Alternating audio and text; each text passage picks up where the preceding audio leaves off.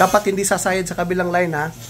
Kasi pag mag-iiba ang count niyan, pag tumama sa yung dulo ng tester mo, tatama sa kabilang capacitor, mag-iiba ang count niyan. Pag mag-inject na sir, short killer rin gagamitin ba? Oh, pwede. Short killer.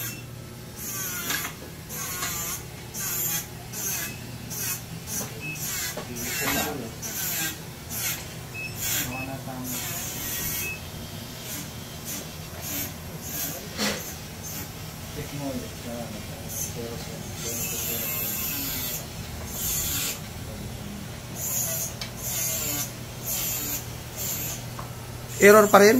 Palitan na lang natin. Paano kita nga din mo na ground gear, ipa din man ang nato-reading mo ano ka? 0-7. Hindi na. Ano sila? Aron man. Hindi na. CB. Pag hindi na dyan, doon ay pinakabagulo. Ano ito? Testira mo pa naman. Testira mo pa naman. Ano kami na?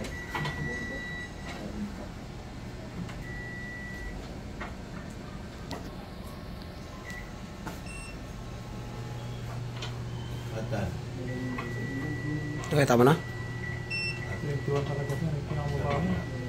Oh, doon ka na. Kung wala na talaga.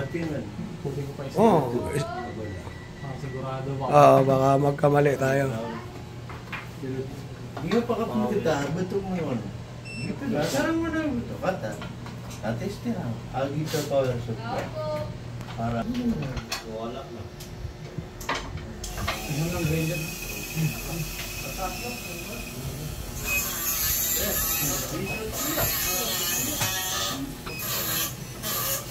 Ano? Kita na?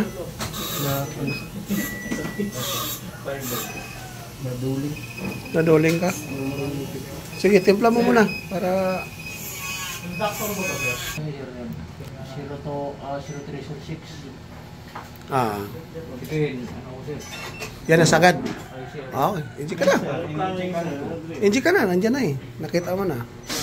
Ito na, 0202.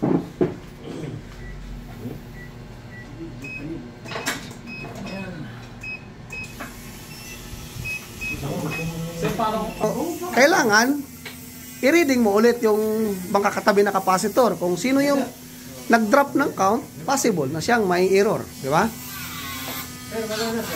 Ha? Wala na. Very good. Yan na yung totoong sira. Ayos.